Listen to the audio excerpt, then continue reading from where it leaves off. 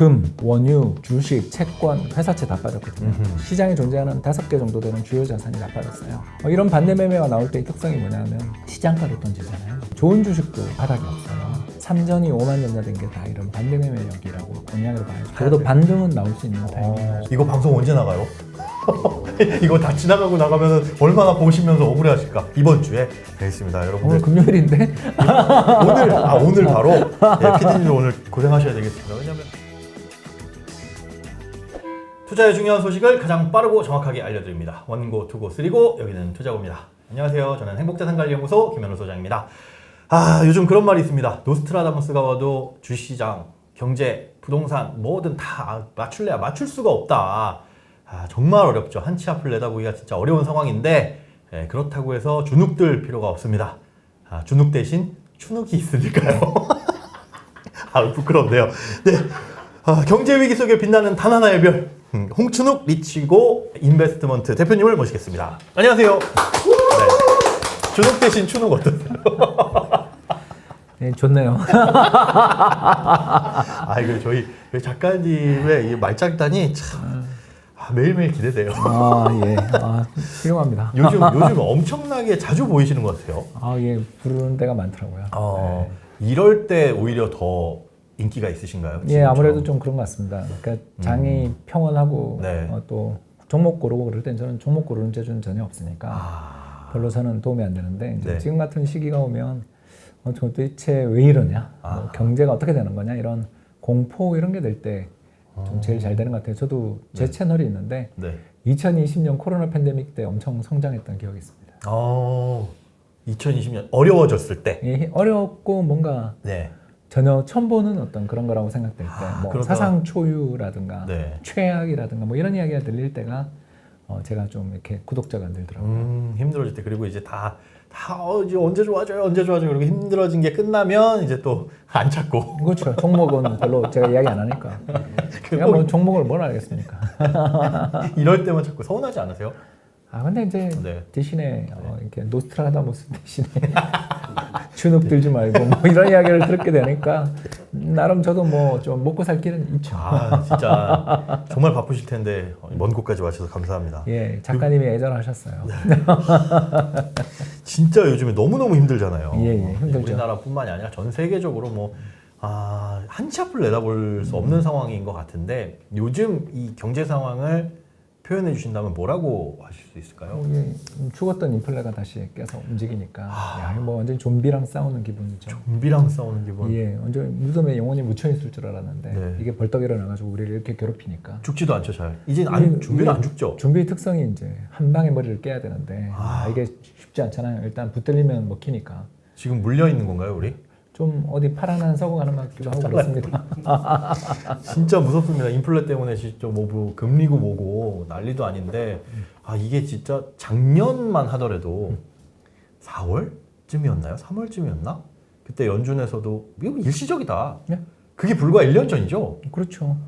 저도 그 말을 믿었고요. 왜냐하면 일단 2020년에 워낙 힘들었고 그렇죠. 그 해 디플레이션이 엄청 심했으니까 그러니까 물가가 빠졌으니까 2021년 오르는 건 당연하다. 네, 그렇죠. 그런데 2022년에는 빠질 거다.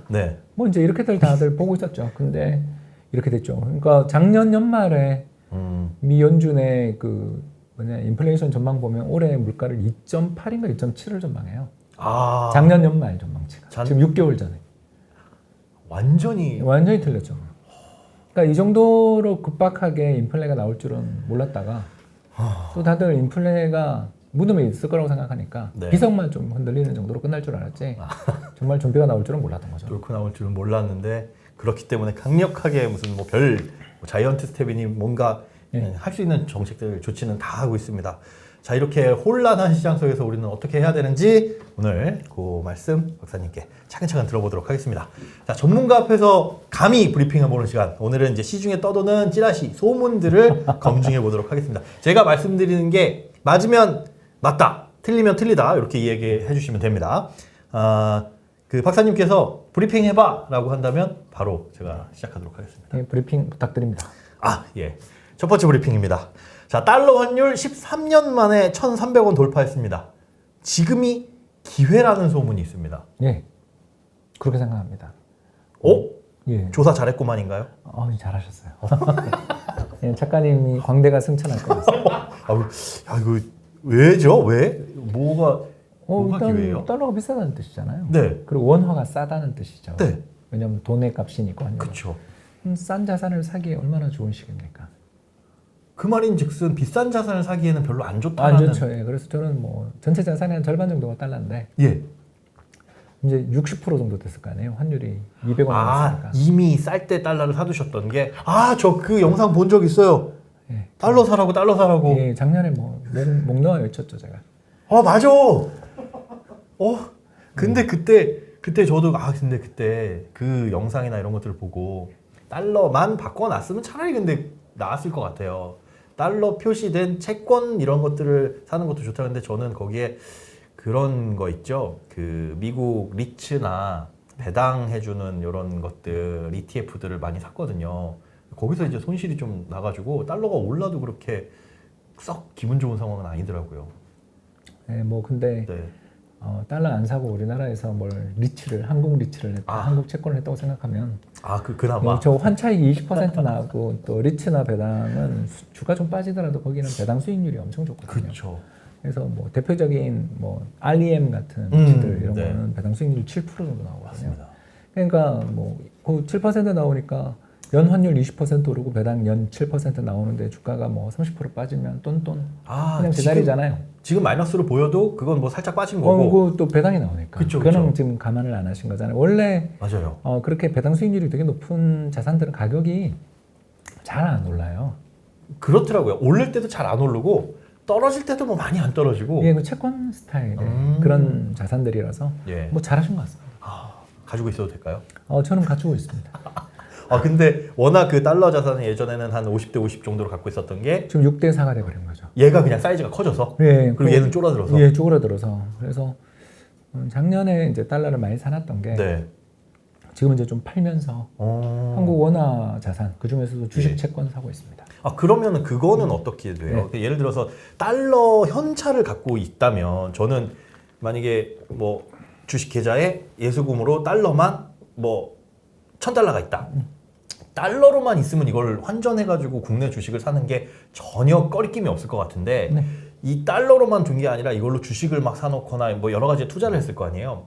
얘를 팔고 환율이 높으니까 다시 들어오기에는 여기가 손실이 너무 많이 나서 팔기에는 좀 주저주저 했는데 그걸 팔고라도 지금 달러가 비싸니까 다시 들어오는 게 나을까요? 아니면 뭐 그때그때 다르다라는 답이 나올 수 있어요. 이럴 때 네. 가장 좋은 그 방법이 하나 있는데 뭔데요? 내가 지금 새 돈이 생겼다면 이걸 살 것인가를 물어보면 돼요. 지금 내가 예를 들어서 뭐 TQQQ를 샀다든가 네. 뭐 덱스콘 그 세배 레버리지 반도체를 샀다든가 이런 네. 걸 샀다고 생각할 때 네. 엄청난 손실을 보고 있을 거 아니에요. 그렇겠죠. 예, 그렇다면 지금 내가 새 돈이 생겼을 때 이걸 물탈 것인가 아니면 다른 걸 살 것인가 이 질문을 던져보는 게 그러니까 현재 그 전에 했었던 투자 결정을 잊어버리는 거 되게 어려우니까 맞아요. 운 좋게 이번에 보너스가 나왔다. 자, 그럼 어떻게 할 것인가? 그럼 지금 난 다른 포지션이 없다고 생각하고 지금 새 돈이 있을 때 내가 샀던 그걸 지금 사서 물타기 할 것인가 이렇게 물어보는 거죠. 근데 그랬을 때 자신이 없잖아요. 그러면 잘못된 투자잖아요.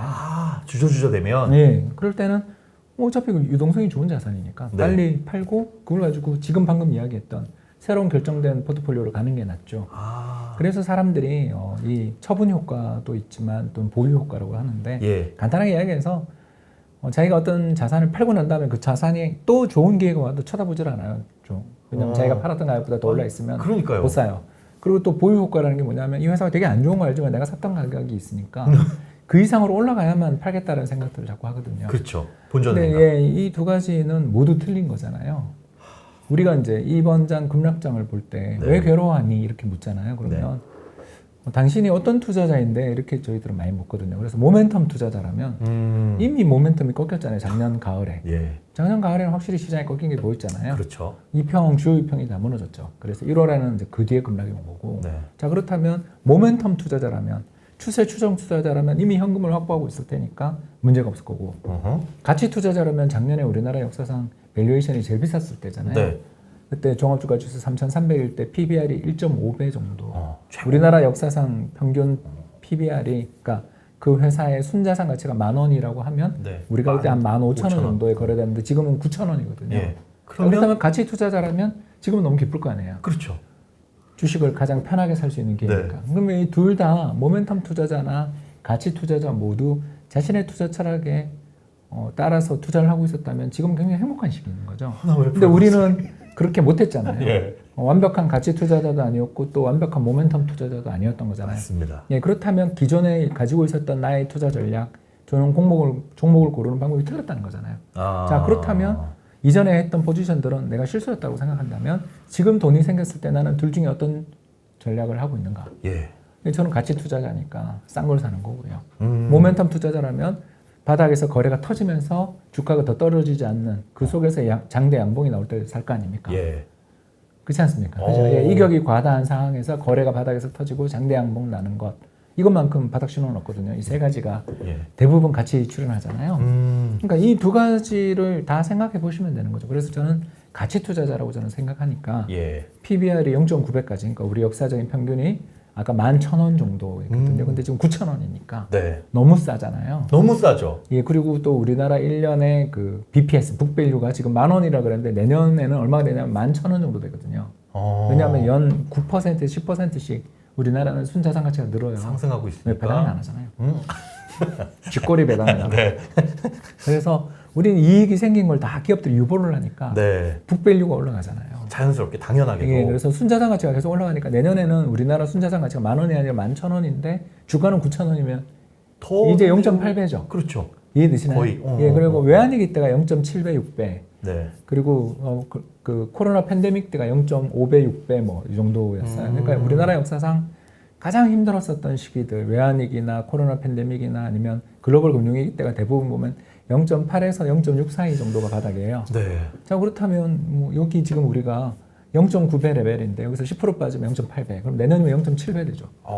그렇잖아요. 1년 뒤에는 그렇죠. 그렇죠. 예, 그렇죠. 지금 거의 1년을 참을 수 있다면 외환위기 밸류에이션이잖아요. 예. 근데 여기서도 못 사면 밸류 투자자가 아니잖아요. 모멘텀 투자자라면 당연히 현금을 좀 많이 갖고 계실 테니까 네. 손절을 잘 하셨을 거 아니에요.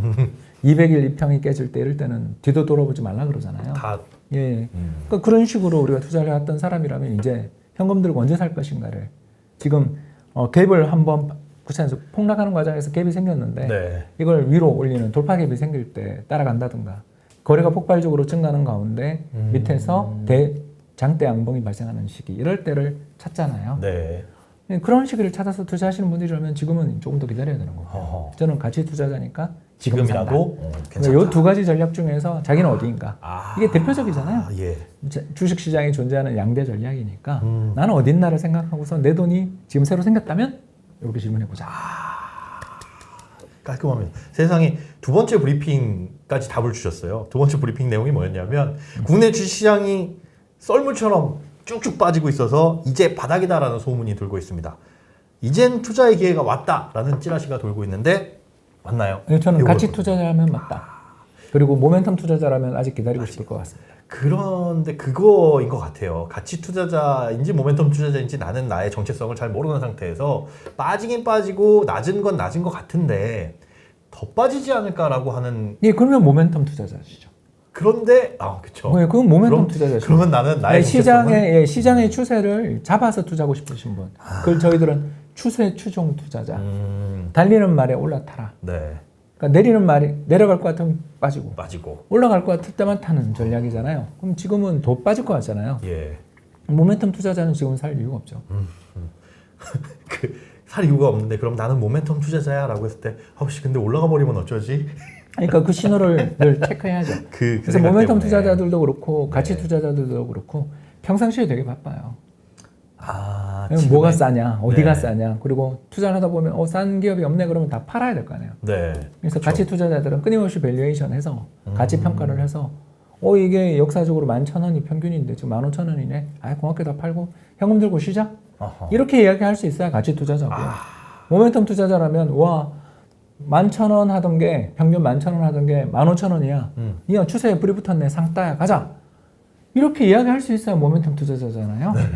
그렇지 않습니까? 그래서 시장이 비싸냐 싸냐를 따지는 사람은 가치 투자자. 네. 시장의 추세가 살아있냐 아니냐를 따지는 사람들은 모멘텀 투자자인데 지금 모멘텀 투자자들이 보기에는 아직 시장은 돌아섰다고 말할 수는 없는. 네, 근데 이제 미국장을 좀 보기를 부탁드리는 게 미국장이 최근에 거래 터지면서 요새 좀 심상찮아요. 심상치 않다는 게 예, 그러니까 지난주에 어떤 일이 있었냐면 네. 옥석 구분 없는 폭락, 그러니까 커피큘레이션 장이 나왔거든요. 막 그러니까 모든 빠지네. 투자자들이 항복하는 시장이라고 부르는 건데요.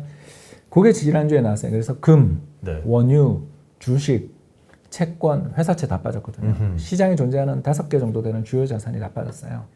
코인도. 이게 뭐 코인은 이제 제가 주요 자산은 아니라고 지금 네. 변두리까지도. 예, 왜냐하면 그 자산의 사이즈들이 이쪽 자산들은 다들 몇 조, 몇십 조 되는 자산들이니까요. 그러니까 달러. 예. 우리나라가 1년 GDP가 2조 달러인데 이제 그거는 넘어야 주요 자산이겠죠. 그렇게. 그러니까 미국 국채만 해도 한 20조 달러 정도 되거든요. 네. 채권 거래되는 게. 그리고 주식이 GDP 160%니까 30조 달러 정도 되고. 그러니까 그런 것들이 빠져야 예, 그게 다 빠져야 그 정도 되는 거거든요. 그러니까 그런 면에서 놓고 본다면 지금은 그러니까 지난주에 커피큘레이션이 나온 거죠. 그래서 네. 전 자산을 다 던지는. 난 현금이 좋아. 현금이 예, 현금이 좋아. 나는 절대 이제 다시는 주식 안 하겠어라고 던진 거잖아요. 원유도 필요 없고. 그렇게 봐야 되나요? 그러니까 그런 걸 항복장, 커피큘레이션 장이라고 부르는데 이제 그런 장들이 출현을 한 다음에 이번 주의 흐름을 보시면 알겠지만 네. 하단이 되게 단단하다는 느낌이 들고 뭔가 또 호재도 아닌 것 같은데도 급등하는 살짝 시기도 그죠. 있고 예. 월요일 쉰 게 도움이 됐나 봐요. 그죠? 흑인노예 해방일 이후에 3거래일 내내 보면 단단하잖아요. 그렇죠. 이런 것들이 한두 주 더 간다면 그러면 미국장은 모멘텀 투자자들 입장에서는 사볼 만한 장이 되죠. 야 소름. 이거 방송 언제 나가요? 이거 다 지나가고 나가면 얼마나 보시면서 억울해하실까? 이번 주에. 알겠습니다, 여러분들. 오늘 금요일인데 오늘 바로 PD님도 오늘 고생하셔야 되겠습니다. 왜냐하면 그쵸 이거 다 지나가고 난 다음에 하면 안 되니까 여러분들 좋은 기회로 삼았으면 좋겠죠. 자, 마지막 브리핑입니다. 담보 부족 계좌가 11배 급증했다는데요. 반대 매매 공포가 극에 달했다는 소문이 팽배합니다. 네, 미국은 5월에 나왔고요. 네. 이게 그러니까 무슨 말이냐면 2021년 상반기에 네. 새로 레버리지로 들어온 돈이 약 3천억 불 정도가 미국 시장에 들어왔어요. 레버리지로 들어온 돈이. 그러니까 미국 이런 통계가 잘 나와요. 그래서 3천억 불이면 우리나라 돈으로 한 360조, 390조 정도 되겠죠. 야, 우리나라 그러니까 거의- 사이즈가 좀 다릅니다. 예. 그래서 어마어마한 돈에 우리는 뭐 신용융자 20조가 깨지네 그러고 있는데 거기는 사이즈가 훨씬 다르죠. 근데 그게 지금 마이너스로 돌아서서 지난 5월에 보니까 그 지난해 같은 기간 대비해서 얼마가 줄었냐 하면 1,200억 불 정도 줄었어요. 3분의 1 예, 정도가? 이 이상이 줄어든 거죠. 예, 그리고 이보다 더 많이 줄었던 시기는 2008년 글로벌 금융위기 때인데 그때는 1,500억 불 정도 줄었었어요. 그 줄은 게 반대 매매나 이런. 예, 반대매매 과정에서 나온 거죠. 와. 강제로 청산당한 거죠. 소름. 예, 그러니까 그 정도가 미국에서 나왔어요 이번에. 예. 그러면 뭐 더 올 수 있겠죠. 거기서 금융위기 때처럼 여기서 또 한 500억 불 더 나올 수 있겠죠. 근데 이런 반대 매매가 나올 때의 특성이 뭐냐면 시장가로 던지잖아요. 그렇죠. 예, 그래서 좋은 주식도 바닥이 없어요. 삼전이 5만 전자 된 게 다 이런 반대 매매력이라고 영향으로 봐야죠. 왜냐하면 10만 원이나 9만 원대에서 사신 분들이 네. 만약 레버리지 2배 썼다면 그렇겠네요. 30% 빠지면 그냥 청산이잖아요.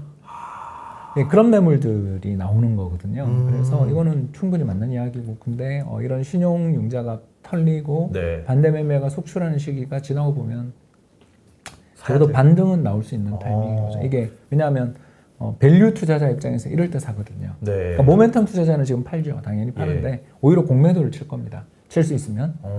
근데 밸류 투자자는 이럴 때 사거든요. 그럴 때. 왜냐면 싸니까. 여기 사서 1년 뒤에 배당 받으면서 기다리지 뭐라고 할 수 있는 사람들은 살 수 있는데 못 하잖아요. 그러니까 밸류 투자자는 소수고 시장에 모멘텀 투자자가 다수고요. 네. 그리고 자금력은 또 밸류 투자자가 압도적으로 많고 모멘텀 투자자가 좀 적고 그렇습니다. 그 가치 투자자의 박사님을 비롯한 가치 투자자의 그 여유는 그 자금력에서 나오는 건가요? 지금 말씀하신? 좀 처음에 모멘텀 투자를 많이 하시다가 네. 가치 투자로 오게 되는 경우가 많죠. 겪을 거 다 겪고. 그러니까 생존자들이 네. 제일 스트레스 덜 받는 걸 찾아가다 보니까 이렇게 온 거고요. 제 성향이 또 중요한 게 네. 저는 좀 이렇게 공부 좋아하고 뭐 책 읽는 거 좋아하고 사실 유튜브를 하고 있으면서도 추천던 동영상들보다는 좀 제가 좋아하는 데를 찾아가서 보는 스타일이잖아요. 좀 그런 스타일이거든요. 이런 사람들은 좀 뭔가 분석적이고 또 이게 정말 싸냐 안 비싸냐에 대해서 한 번 더 따져보고 싶어하고 네. 돌다리도 두드려보고 이런 스타일들은 가치 투자자 성향으로 가는 거고. 근데 나이 든 사람들이 좀 그런 보수적인 성향이 되는 경우가 많아서 그런 거죠. 모멘텀과 밸류 둘 다를 할 수 있으면 거의 이건 조지 소로스급이에요. 근데 이제 그게 되겠나? 그렇죠. 저는 그렇게 안 보이거든요. 그래서 자기가 잘할 수 있는 것에 집중하는 그런 쪽이 좋지 않냐라는 차원에서 그 모멘텀 투자자라면 뭐 이렇게 약간 나눠서 이야기를 했습니다. 네, 근데 굉장히 그런 것 같아요. 이제 우리가 찌라시를 확인하는 박사님의 의견을 듣는 과정이었는데 이 상황을 겪으면서 내가 가치 투자자인가 모멘텀 투자자인가 나의 성향 자체를 조금 확인할 수 있는 그런 시간. 지금까지는 그 어디에도 나를 구분할 수 없었는데 나는 이런 성향이었구나. 대부분이 모멘텀 성향이십니다. 네. 제가 만난 투자자들 90% 이상은 모멘텀 투자자세요. 너무 뭐 그렇게 아주 그 다수십니다. 압도적 네. 다수입니다. 다만 자금력에서 다수 인간은 자신 없는 거죠. 그렇죠. 요 참에 다시 한번 성향을 확인을 하시고 맞는 투자를 하셨으면 좋겠습니다. 자, 다음으로 넘어가 보겠습니다. 그때는 맞고 지금은 틀리다. 약간 표절 의혹이 있는 것 같은데 이거 영화 제목 아니에요 이거? 그때는 맞고 뭐 예, 지금 홍상수 감독 영화죠. 예. 그렇구나. 예, 그 김민희님의 그렇군요. 예, 연기를 너무 잘하셔서 보고 네. 싶습니다 이러면서. 그때는 맞고 지금은 틀리다. 사실 어제 다르고 오늘 다른 게 요즘 시장이잖아요. 그렇죠. 네, 뭐 연준에서도 이거 다음 달이 어떻게 될지 내년에 어떻게 될지 모르는 상황에서 매번 말 바뀌는데 그렇다고 해서 야 네가 지난달에는 이랬잖아 작년에는 이랬잖아 왜 지금 와서 딴소리야 라고 할 수 없는 상황입니다. 당연히 상황은 바뀌어가는 거니까요. 그래서 그런 것들 그때는 맞았지만 지금은 좀 틀린 것들 하나하나 짚어 넘어가는 시간 가지도록 하겠습니다. 박사님께서 뭐 둘 중 하나 혹은 셋 중 하나를 제가 말씀드리면 그 중에서 골라주시면 되고요. 뭐 보시는 분들 당연히 그게 여러분들 이렇게 투자하시면 됩니다라고 찝어드리는 건 아닙니다. 조언으로만 생각하시면 되겠습니다. 자, 첫 번째 질문 드리겠습니다. 지금 투자 순서를 굳이 정한다면 채권, 주식, 부동산이다. 아니다. 부동산, 채권, 주식이다. 뭔 소리냐. 지금 다 필요 없다. 가만히 있어라. 예, 저는 채권, 주식, 부동산입니다. 채권, 주식, 부동산. 예, 버블 순서죠. 오. 채권이 제일 이제 매력적인 레벨인 것 같고요. 예. 주식도 이제 좀만 더 뻗으면 외환위기 밸류에이션이니까 이것도 네. 매력적이고 부동산은 역사상 최대 버블이니까 조심해야 되고 그렇습니다. 조심해야 되고 오히려 이제 자 채권하고 주식하고 이제 부동산 투자합시다가 아니라 예, 셋 다 버블이었는데 네. 또 채권이 저렇게까지 빠지는 일은 잘 없는데 채권이 빠졌고 그다음 주식도 PBR 1.5까지 갔다가 네. 0.9까지 왔으니까 1000포인트 빠지니까 이렇게 되네요. 그죠? 예, 그러니까 이렇게 왔으니까 이제 주식이랑 1000포인트 빠진 거죠. 고점. 생각해보니까 그렇게 많이 빠졌네요. 예, 그래서 우리나라 시장 맨날 그래요. 아니 지금 가만히 보니까 어느새 1000포인트가 빠졌나? 2018년에도 한 방에 800포인트 빠졌어. 우리나라 원래 그런 나라예요. 예. 저희는 기분 덤덤하세요? 원래 그래요? 한 2, 3년 주기로 그래요. 이거를 이해 못하면 한국 시장은 안 하는 게 좋아요, 사실은. 작년에도 이런 경고를 해주셨잖아요. 네. 그런데 근데 뭐 10%, 20%는 쉽게 조정이 올 수 있다. 저는 30%까지는 안 봤는데 네. 여기서 30%는 아니어도 10%, 20% 조정은 이제 쉽게 온다. 네. 그건 온다. 우리는 늘 겪는 일이다. 이렇게 이야기를 했었는데 30% 조정은 저도 예상 못했고요. 한 20% 조정은 올 거라고 뭐 이야기하고 다녔죠. 네. 어쨌든 20% 넘게 조정이 왔고 채권 시장도 많이 빠졌는데 자 채권, 주식, 부동산 이렇게 순서를 정해주셨는데 채권을 투자한다는 거, 주식을 투자한다는 건 우리가 그냥 MTS, HTS 들어가서 마음에 드는 주식, 뭐 마음에 드는 ETF 사서 투자를 하면 되잖아요. 보통 채권 투자를 개인이 하는 경우도 많이 있나요? 많이 하죠. 어떤 루트로 어떻게? ETF 사면 됩니다. 채권 ETF. 예. 그 너무너무 잘 돼 있어서 네. 다른 거 고민하실 필요가 없습니다. 채권도 네, 미국 국채 선물 ETF, 네. 그 미국 국채 선물 ETF, 한국 국채 선물 ETF 다 있습니다. 기간별로 다 있나요? 예, 10년짜리도 있고요. 네. 뭐 미국 같은 경우는 울트라도 있고요. 30년짜리도 있고 한국은 또 단기채들이 잘 돼 있고. 예. 그러면은 그런 것 중에 기간에 상관없이 저는 10년 국채 선물 10년 국채로 그게 혹시나 기간이 좀 짧은 3년 국채 선물도 있습니다. 예 그런 것들은 별로인가요? 아니요, 나쁘지 않은데 네. 저는 한번 투자하면 1, 2년은 기본으로 갖고 있는 사람이니까. 본인이 예, 투자하는 기간에 맞춰서 저는 장기채를 좋아하죠. 그래서 장기채를 좋아하시는 분들이고 만약에 1, 2년 정도 투자도 아니고 나는 그러면 뭐 단기 파워 국공채 이런 것도 있고요. 그런 것들도 예, 파워 국공채라고 한번 검색해 보시면 나올 겁니다. 네. 뭐, 이 저는 그것도 하고 있고요. PPL 아닙니다. 그런 것도 하고 계시죠. 채권도 네, 그러니까 현금을 갖고 있는데 저는 현금을 단기 국채로 현금을 갖고 있는 거죠. 그러니까 우리가 은행 일반적으로 예금을 저는 일절 없거든요. 네. 그 월급 들어올 때나 잠깐 스쳐 지나가는 거고 대부분의 돈들이 생기면 무조건 ETF로 갑니다. 그런데 그것도 유동성 자금이라고 생각하고 갖고 계시는 이자를 조금이라도 주니까. 일반 은행 저축예금이니 뭐 보통예금이니 이런데 네. 이자가 뭐 얼마인지 아시잖아요. 예. 거기 있을 이유는 없잖아요. 그래서 넣어놓을 것을 찾다가 그런 것들 예, 채권 그리고 쪽이면 달러를 사고 싶으면 또 미국 단기채 ETF도 있거든요. 그런 거 사두면 또 환에 대한 어떤 투자를 할 때도 편하고. 박사님은 금융소득 종합과세 예, 당연히 걸리죠. 엄청나시겠어요? 아니요, 그냥 계좌 분리죠.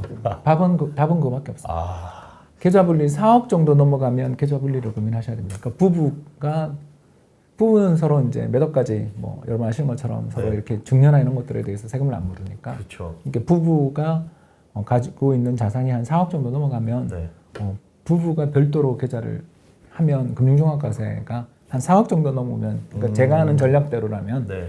절세를 4억 정도 넘으면 금융종합과세 대상이 되거든요. 예. 그러니까 4억이 넘기 시작하면 이제 부부가 같이 전략을 공유하고 또 토론하면서 이렇게 부부 별도를 하고 그러다가 이제 둘 다 4억이 넘었다. 그러면 이제 해외 계좌를 열어야죠. 해외 증권 계좌를. 양도세를 무니까 거기는 그렇지만 뭐 세율이 금융종합과세보다는 낮이. 미국에 투자하는 게 훨씬 싸거든요. 예. 그러면 이제 우리 국내 4억짜리 자산은 거의 100% 우리 국내 자산으로 돌리고 새로 파는 4억을 순수 해외 자산으로 하면 또 금융종합과세 문제들도 거의 없어지고 이제 그러는데 이제 정말 너무너무 기분 좋은 가정으로 네.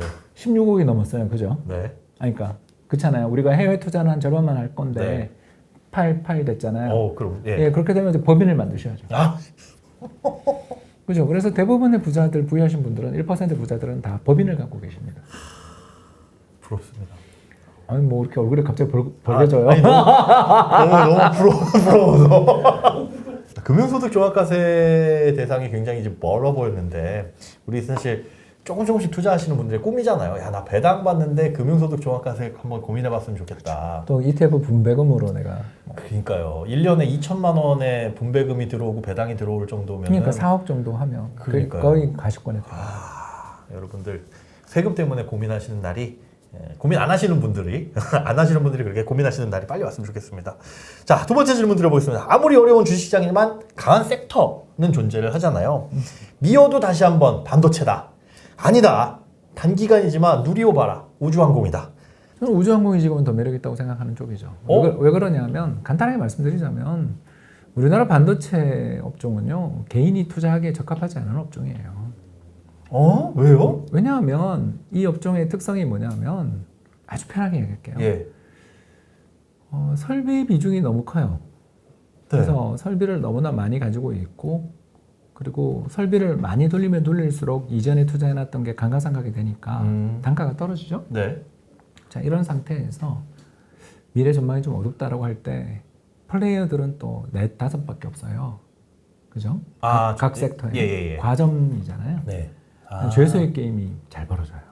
그게 무슨 말이냐면 경찰이 와서 따로따로 신문하는데 둘 다 자백해가지고 둘 다 10년형 뭐 이렇게 되잖아요. 네. 보셨죠 그런 거? 너만 자백하면 너는 석방. 예, 그런데 이제 둘 다 자백함으로써 네. 석방은 아무도 없이 같이 되잖아요. 그런 예. 것처럼 이런 그 몇 명 안 되는 플레이어들이 있는 그러면서도 설비 투자가 과도한 시장은 네. 플레이어 하나 죽을 때 폭등하고요. 예, 그리고 뭐 플레이어 중에 하나가 어떻게 문제가 될 때 좋아지고 그렇지 않으면 그냥 그렇지 다 같이 안 않으면 좋고. 계속 그 증산을 해서 치킨 게임 같네요. 예, 치킨 게임이 종종 벌어집니다. 그래서 우리도 생각해 보시면 미국이 그 중국의 반도체 굴기 때려잡은 다음에 예. 중국 반도체 회사들 특히 화웨이부터 시작해서 또 뭐 저 칭화 유니 뭐 이런 회사들이 줄줄이 어려워지거나 파산하는 과정에서 그럴 때 쇼티지 문제들도 좀 부각되고 그러면서 우리가 돈을 잘 벌었잖아요. 네. 또 그 전에도 일본의 르네사스나 독일의 키몬다 같은 경쟁자들이 연쇄적으로 무너지면서부터 또 전차 군단 장세 2010년에 그런 것도 보고 그러잖아요. 이런 것처럼 우리나라의 그 주력 산업인 반도체 산업의 특성이 뭐냐면 잘못하면 빅베스가 나와요. 빅베스가 뭐냐면 이제 몇 년간 쌓였던 재고들을 이게 이제 시장에서 팔기가 어려워요 하고서 한 방에 털어내고 네. 그 뒤에 실적을 이제 개선시키려는 행동들. 네. 우리 조선사에서 많이 나오죠. 아. 조선주 투자해 보신 분들 알 거예요. 이런 일들이 왜 나오냐면 우리나라 3대 빅3가 세계 빅3잖아요. 예. 그 중국에도 이제 있지만 이름도 어려운 CS인가요? 뭐 예. 아무튼 그렇죠. 그 회사도 있지만 제가 말하는 것은 전 세계 뭐 탑 10 플레이어 중에 우리나라가 셋이 싸우고 있단 말이에요. 근데 그럴 때 나타나는 일들이 어떤 일들이 나타나냐 하면 이게 치킨 게임이 좀 종종 나타나고 그러다가 결국 고백을 하는 거죠. 이게 미수가 좀 발생했어요. 회수를 못했어요, 돈을. 네. 뭐 또는 미착공이 생겼어요. 라든가 뭐 이런 여러 가지 문제들이 생기면서 네. 엄청난 적자를 내고 증자하고 막 그런 일들 겪었던 거 기억나시죠? S모, 조선, 중공업이 바로 떠오르죠. 그게 예. 자연스럽게 거기 그런 상황에서는 일어나는 아니 안 그래도 좋은데 예. 그럴 여지가 있다라는 이야기죠. 그래서 우리나라 반도체 회사가 또 뭐 빅베스 한다 이런 뜻이 아니라 네. 그런 과거 전력이 있는 업종이다라는 거죠. 이런 업종들의 특성이 업황을 우리가 알기 어려워요. 개인이 알기는 그래서 그냥 팁을 하나 드리면 네. 역사적으로 보면 환율 급등하고 한 1년 지나서 우리나라 반도체 회사들의 수출 제품 가격이 인상되더라고요. 그러니까 그런 전력들이 있어요. 왜 그런지는 아시잖아요. 환율이 막 급등하는 순간에는 오히려 가격 인하를 당할 때가 많거든요. 왜냐면 외국인이 우리나라에서 이 나라 재미없다고 다 빠져나가는 게 네. 걔네가 볼 때 뭔가 나쁜 시그널을 받았으니까 나가는 거잖아요. 그러니 그때 이제 좀 안 좋은 일들이 벌어지거나 실적 악화라든가 애널리스트들의 이익 전망 하향 조정이 나타나는 시기죠. 예. 그죠? 지금 벌써 하향 조정이 나타나고 있잖아요. 네네. 이제 시작됐으니까요. 그런데 환율이 급등한 다음에 한 1년 정도 지나고 난 다음에 왜 좋아지냐? 당연히 높아진 환율 덕분에 이제부터 파는 물건들의 가격이- 수익성은 좀 좋아지고 또 이익 전망 하향 조정한 다음에는 또 그 다음에 하향 조정된 이익은 비트해주고 하니까 네. 이런 걸 보면 한 1년 정도는 봐야 되는 업종. 그러니까 업종은 투자하는 팁을 일러드리자면 로우퍼에는 팔아야 되고요. 예, 하이퍼에는 사야 되는 업종이죠. 이런 업종의 특성입니다. 그러니까 뭐냐면 죽을 것 같고, 네. 그러니까 주가는 많이 빠졌는데도 이익이 더 많이 빠져서 퍼가 높아지는 시기에 사야 되고, 반대로 주가도 올라갔지만 이익이 너무 많이 늘어서 PER이 막 5배, 4배 될 때는 오히려 팔아야 된다. 왜냐하면 경쟁자들이 마구마구 증산해서 이제 치킨 게임이 곧 시작될 거니까. 뭐 이런 산업이죠. 이런 산업은 되게 어려워요. 그래서 이런 산업은 좀 조심해야 되는 거고요. 이제 반대로 카이 같은 어떤 회사들은 전형적인 모멘텀이잖아요. 지금 네. 이해되시나요? 그러면 그 뭐가 어떤 게 다른 건지 모르겠어요. 아니요. 앞에 이야기했었던 네. 그 반도체 업종은 결국 무슨 말을 하려냐면 예. 가치 투자자들조차도 되게 난이도가 높은 업종이에요. 투자의 난이도가 네, 굉장히 난이도가 높고 또 정보력이 차이가 엄청 크겠죠. 예. 해외에 있는 직접 수요 반도체 주문을 놓고 있는 거대한 예를 들어서 델 컴퓨터의 데이터들을 들고 있는 사람을 우리는 이길 수 없잖아요. 네. 이해되세요? 예. 그래서 이게 되게 가치 투자자들은 삼성전자를 좋아하면서도 네. 왜냐면 굉장히 매력적인 회사니까 그러나 성과를 낼 때 이런 좀 반대 자신의 하이퍼에 사야 되는 이 밸류 투자자들의 투자 전략하고 좀 반대되는 그런 추가적인 답을 내릴 분석 수밖에 능력이 없구나. 있는 그런 사람들이 버는 시장이죠. 그게 반도체 시장이다. 그래서 저 같은 매크로 투자자들이 오히려 전자를 좋아하고요. 저는 매크로 투자자의 성격도 좀 가지고 있잖아요. 근데 비해서 카이 이야기를 하셨는데 이런 네. 회사들은 전형적으로 회사가 앞으로 어떻게 될 것인가에 대한 예측이 전혀 불가능하잖아요. 네네네. 왜냐하면 뭐 수주가 하나 나오냐 마냐, 뭐 인도네시아 파네, 뭐 그죠 아랍에미레이트에 나가네, 뭐 그렇지 않습니까? 그런 수많은 딜들에 대해서 우리가 정보를 안 갖고 있잖아요. 그렇죠. 그렇죠. 그래서 삼성전자보다 더 전망이 어렵죠. 근데 예, 근데 삼성전자처럼 덩치가 큰 것도 아니고 네. 외국인이 어마어마하게 들고 있어서 비대칭 정보가 생기는 것도 아니고 그냥 예. 어떻게 죄송합니다만 우리나라 국내 플레이어들끼리의 어떤 매매가 일반화되는 업종이잖아요. 이런 업종은 모멘텀 전략을 쓰시는 분들한테 단기적으로는 뭐 테마 투자. 우리가 지금 이 회사가 앞으로 이렇게 누리호 발사에 성공했다고 해서 앞으로 구체적으로 그럼 내년 이익이 얼마나 이것 때문에 효과가 늘어나느냐에 대해서 분석하고 지금 투자하시는 건가 묻는 거죠 제가. 아니잖아요. 아니죠. 그냥 호재를 보고 투자하는 거죠. 네. 그럼 전형적인 모멘텀 투자잖아요. 좀 다르죠. 다르네요. 이거. 그러니까 투자의 세계가 다르다. 그러면 가치 투자 입장에서의 한국우주는 그건 분석하기, 난이도가 예, 거의 힘들죠. 차라리 이제 정말 그 경영진이 감옥 가고 네. 그 작년의 실적이 분식이었다. 예. 예를 들어서 그렇게? 뭐 회사 이야기예요? 예전에 있었어요 이런 회사. 그죠? 그럴 때 사는 거죠. 차라리 여기서는 더 나빠질 게 있지만 이 회사의 자산 가치라든가 또는 이런 여러 가지 포트폴리오 볼 때 이 정도는 매력 있어라고 생각하면 가치 투자자 살 수 있죠. 네. 그래서 되게 어려운 회사들이에요. 그래서 밸류 투자자들이 좋아하는 회사들의 특성이 뭐냐면 네. 그 투자를 좀 그렇게 많이 하지 않고 투자가 안정적이어야 돼요. 예. 투자를 막 갑자기 올리거나 그러면 안 되고요. 두 번째가 뭐냐면 현금 흐름이라는 건 왔다 갔다 하겠죠. 불황 호황에 따라. 그러나 그 바텀이 좀 존재하는 네, 그런 회사들을 되게 좋아해요. 그래서 가치 투자자들이 가장 좋아하는 회사들의 특성이 음식료 회사들한테 되게 많이 있는 거 아시죠? 왜냐하면 우리가 지금도 그 과자 판매량 1위부터 10위까지를 해보면 네. 그 밑에나 꼬부기가 들어있고 막 그렇지 허니버터 아몬드가 들어있고 막 그러지 네. 상위권은 철옹성이에요. 인간의 입은 되게 보수적이고 라면도 그렇죠. 야, 예. 그러니까 이해되세요? 네, 이런 네, 식으로 네, 네, 네. 우리가 한번 고착화되면 예. 코카콜라도 그렇고 네. 이해되시죠? 예. 그러니까 워렌 버핏이 왜 이런 거 좋아하는지 애플 왜 좋아하는지 아시겠죠? 그런 의미에서 가치 투자자가 바라보는 신재생 에너지 이런 이런 업종은 굉장히 정말 투자가 어렵죠. 최악이겠네요. 그러니까 투자가 굉장히 어려운 업종. 예. 그래서 그 워렌 버핏이 산 업종들을 보시면 돼요. 네. 워렌 버핏이 뭐 사냐 보면 이번에 코노코 에너지 회사 사고 그래서 또 애플 그리고 이전에는 IBM 샀었었고 네. 그 다음에 워싱턴 포스트, 디즈니 그리고 또 있죠 코카콜라, 그런 시즈 이유가. 캔디 뭐 이런 회사들을 사잖아요. 이 사람의 특성을 보면 돼요. 그러니까 캡티브 마켓이라고 하잖아요. 자기가 지배하고 있는 시장, 충성도가 높은 고객을 가지고 있는 그런 시장을 딱 가지고 있는 그러면서도 이 회사의 수익성이 계속되면서 현금 흐름을 뽑아내서 새로운 사업에 투자하더라도 이 회사가 실패해도 거의 흔들리지 않아요. 그렇군요. 예, 그러니까 그런 정도의 어떤 장악력을 가지고 있는 회사들을 되게 좋아하잖아요.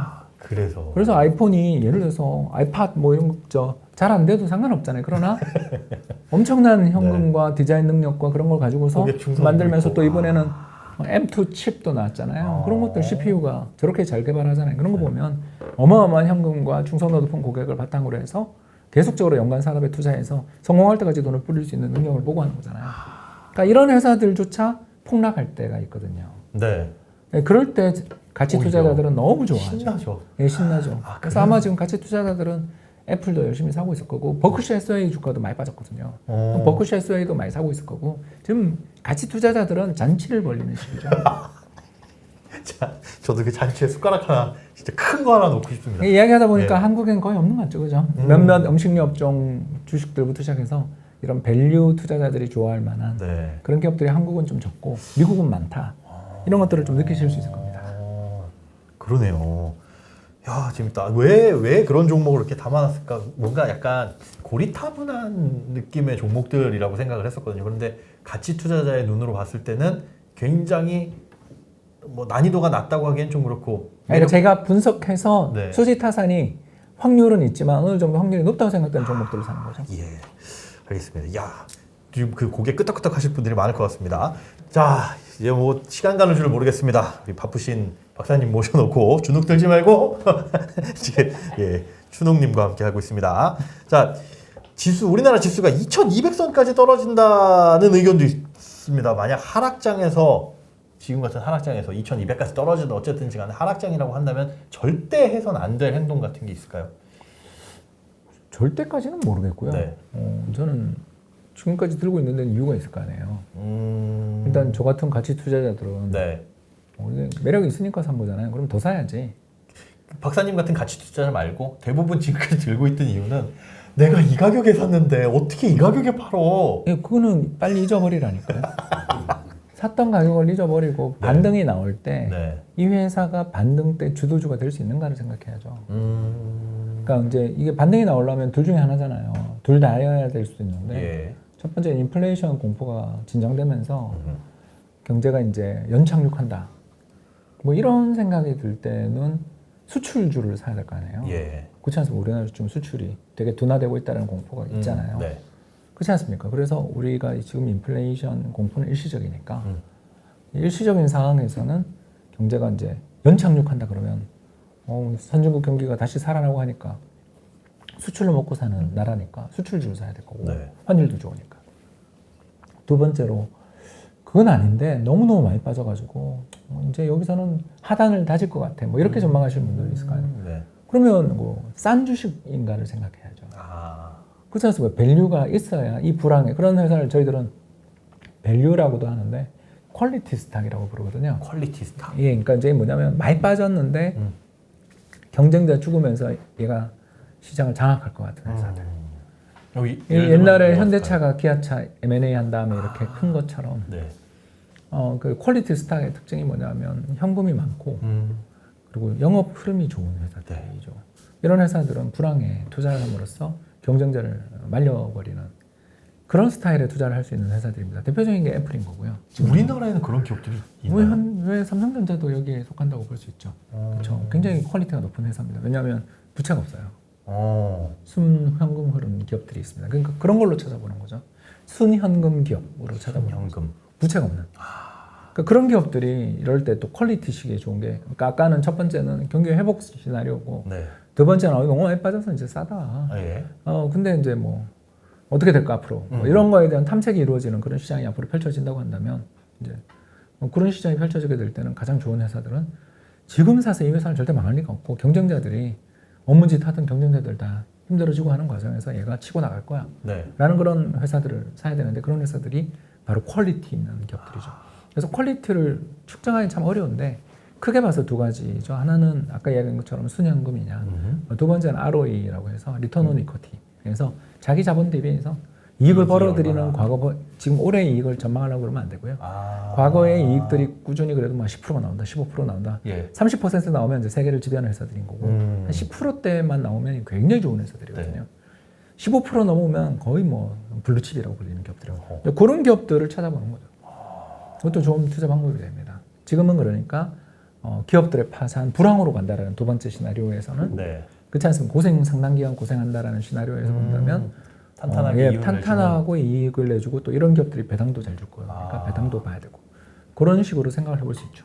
그럼 비단 지금 같은 상황에선 절대 해서는 안 될 행동뿐만이 아니라 언제든 해서는 안 될 행동이겠지만은 부채가 많거나 이건 불황일 때.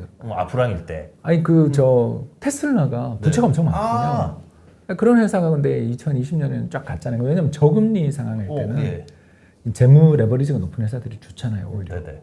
그러니까 돈을 많이 빌리고 자기 돈이 없는 회사들이 오히려 좋을 수도 있어요. 이해되시죠? 그렇죠. 예. 주가가 막 급등하면서 증자를 2020년에만 3번 했잖아요. 증자. 쿠팡도 그랬어요. 4번 했죠. 상장 이후에 증자를 4번인가 했습니다. 쿠팡이. 그러니까 쿠팡 안 갖고 계시는 거예요? 저 안 갖고 있어요. 네, 저는 공부 삼아 한 주 갖고 있는데 한 주요? 그 $100 때는 아니고 한 $50 때쯤 한번 사봤어요. 아니 네. 그걸 갖고 있어야 맞아요. 그래서 계속 증자를 하더라고요. 물론 저는 실권했는데 네. 이걸 보면서 쿠팡이라는 회사가 어떤 회사인지를 금방 보여주더라고요. 우리는 돈을 태우면서 달려가겠다. 대신 한국 예를 들어서 이커머스를 지배하겠다. 이런 야망으로 불타는 회사인 거잖아요. 그래서 이런 회사들의 좋은 점은 저금리고 돈을 빌리기 쉬울 때는 엄청 좋은 회사고 나쁠 때는 금리가 급등하고 자본시장에서 차입하기 어려워질 때는 주가 빠질 수도 있는 거죠. 그래서 요새 쿠팡이 꼭 실적이 안 나와서 문제라기보다는 자금 차입의 여건들이나 증자를 지금 할 수 있느냐에 대한 고민들을 하고 있는 주가인 거라고 볼 수 있는 거죠. 그래서 그게 좋다 나쁘다라는 뜻이 아니라 주가가 빠지고 오르는 데에는 이런 이유들이 있거든요. 그래서 지금은 금리가 계속 올라가고 지금 두 번째 전망은 인플레이션이 좀 더 지속되면서 금리가 높은 수준을 유지한다는 전망에서는 당연히 현금 흐름 좋고 또 현금을 못 대서 망하는 기업을 M&A 볼 수 있는 그런 여력을 가지고 있는, 그러니까 독과점을 강화시킬 수 있는 그런 여력을 가지고 있는 기업들을 찾아야 되는데 네. 그걸 찾는 팁이 아까 이야기했던 순현금 그리고 ROE 이렇게 많이들 봅니다. 감사합니다. 네, 미국 종목은 쉽게 추천하겠는데 한국 종목은 추천하기가 너무 힘들어서 죄송합니다. 미국 종목을 추천해 주신다면 그러면 아니 지금 딱 봐도 벌써 나왔잖아요. P&G, 존슨앤존슨, 애플 뭐 이런 회사들이 전부 다 파이프라인들이 어마어마하게 좋은 회사들이잖아요. 그런데 주가 보시면 알겠지만 다 많이 빠졌어요. 네. 코스트코조차도 꽤 빠졌고요. 뭐 워렌 버핏이 좋아하는 그런 다른 기업들도 빠진 회사들 되게 많고 네. 아니, 당장 버크셔 하서웨이 보면 되잖아요. 버핏 회장님 저 건강하시니까 한 10년은 더 하실 것 같은데 지금 이제 불황에서 버크셔 하서웨이만큼 좋은 회사가 없었잖아요. 그러면 버크셔 하서웨이 주가 폭락할 때 사는 거지. 뭐 그렇게 고민을 해요. 이렇게 간단하게 말씀하시면 되게 쉬운 것 같은데. 아니, 자꾸 바닥을 잡으려고 그러니까 힘든 거예요. 그래요. 맞습니다. 정확히 추세가 바뀐 다음에 추정을 하려고 들던가 싼 걸 사던가 하면 되는데 능력도 안 되면서 나도 없고 우리 모두가 없는 능력 있잖아. 왜 자꾸 팩트로 때리냐고요? 맞아야 돼요. 괜찮아요. 잡고 싶었어. 몸집이 튼튼해서 한 대 맞아도 괜찮아요. 그래서 우리는 그 허망한 꿈을 좀 제발 버리시라는 거예요. 바닥에 사서 고점에 팔겠다라는 꿈만 버리시면 네. 적절하게 우리는 잘 살 수 있어요. 자, 적절하게 잘 살 수 있습니다. 좋아요. 지금 나는 전혀 현금이 없다, 여력이 없다. 그러면 원화 채굴이지. 원화 채굴. 예, 소비를 줄이는 거죠. 회사 가서 소비를 아니 그보다 더 쉬운 게 소비를 줄이는 거죠. 열심히 저축해서 적립 투자합시다. 아까 제가 방금 이야기한 것처럼 한국 주식에 한 70만 원 투자하면 30만 원은 미국 국채 또는 뭐 단기국 공채 투자를 해가지고 적립해 나가면 현금으로 채굴할 수 있죠. 그 비중은 언제쯤 조절을 해요? 그 미국의 매월 가능하잖아요. 내가 70, 30 투자를 해놨는데 네. 갑자기 또 빠져가지고 50, 30이 됐어. 네. 그럼 이번에 투자를 하는 거는 네. 그잖아요. 저기 한국 주식을 원래 더? 원상 비중을 더 해야 되니까 70을 넣는 게 아니라 예를 들어서 90을 넣는다 그런 식으로. 그러면 확보가 될 거고. 매달 계좌 잔고 나오잖아요. 어. 그럼 그거 보고 하는 거죠. 요즘에 계좌 잔고 보기가 힘들어서 아니 큰맘 먹고 들어가야 돼. 딴 계좌를 파세요. 보면 괴롭다며. 그리고 움직이지도 못하겠다. 그런 사람 되게 많잖아요. 예. 답을 너무 쿨하게 주시는데요? 저는 그래서 계좌를 여러 개 갖고 있잖아요. 네. 그러네요. 마님 계좌가 훨씬 좋아요. 수익률이 저보다. 어? 왜 그러겠어요? 그냥 딱딱 룰대로 하는 사람과 그래도 경제에 대해서 조금 안다고 아예 조금 더 빨리 사야 하는 게 나아. 조금 더 그래서 달러를 좀 빨리 팔았다가 이렇게 지금 제가 계좌가 수익률이 아주 차이가 나왔어. 그 사모님께서는 룰대로 딱딱 이제 뭐 한 달에 한 번, 네. 또는 6개월에 한 번 이렇게만 보니까 거기는 딱 하는데 저는 맨날 이렇게 방송을 다니다 보면 집에 가서 빨리 오늘 달러 좀 팔아야지 이렇게 생각을 한다는 거죠. 이거 자주 쳐다보면 안 돼요. 근데 그게 오히려 더 사모님 수익률이 훨씬 더 낮다. 제가 높을 때도 있었죠. 그러나 올해는 제가 마음의 손이 좀 빨리 나와요. 너무 매력적이니까 예. 싼 게 넘쳐나니까 네네네. 손이 자꾸 나가요. 한 달에 한 번만 매매해야 되는데. 네. 한 달에 한 번이요? 그럼 주식을 왜 뭐하러 매일 해요? 세상이 매일 맡겨요? 그렇긴 한데 네, 그렇잖아요. 그래도 한 달에 한 번 정도라고 그러시는 거. 뭐 일주일에 한 번 정도는 아니요, 그렇게는 안 합니다. 자주 했을 때가 한 달에 한 2번 정도 매매해서 후회하고 그러는 거죠. 한 달에 한 번 할 걸. 아니 자주 매매하면 져요. 이길 수 없어요. 이게 우리 마음속, 머릿속에 있는 도파민이 활성화되면 네. 더 액티브한 매매를 원하게 돼요. 그 도박 중독이랑 똑같고 마약 중독이랑 똑같은 부위가 있어요. 수백 번 돌려보는 적이 있는 사람입니다. 근데 그게 점점 거기에 몰두하게 되고 네. 그 쾌감에 그러다가 이제 증권사랑 정부에게 돈을 다 퍼주고 있다는 걸 알게 되죠. 코인 시장이 딱 거기에 적합한 거기는 거예요. 수수료가 훨씬 더 세니까. 24시간 돌아가고. 근데 저는 이렇게 도박을 안 좋아해서. 아니요, 그거는 예. 단언할 수 없어요. 그래요? 인간의 도파민은 그렇게 생겨먹었어요. 전 다른 곳에 도파민이 아니 그러니까 도박성 어떤 행동인 거죠. 확률은 낮으나 수익 보상은 크다고 생각되는 것에 대한 짜릿함을 느끼는 다른 분야가 있죠. 예. 알겠습니다. 자, 여러분의 돈을 불려드리는 시간 원고투고 쓰리고 지금 홍춘욱 박사님과 함께하고 있습니다. 자, 시간이 엄청나게 빨리 가고 있습니다. 1부는 여기까지 마무리하고 잠시 후 2부에서 뵙도록 하겠습니다.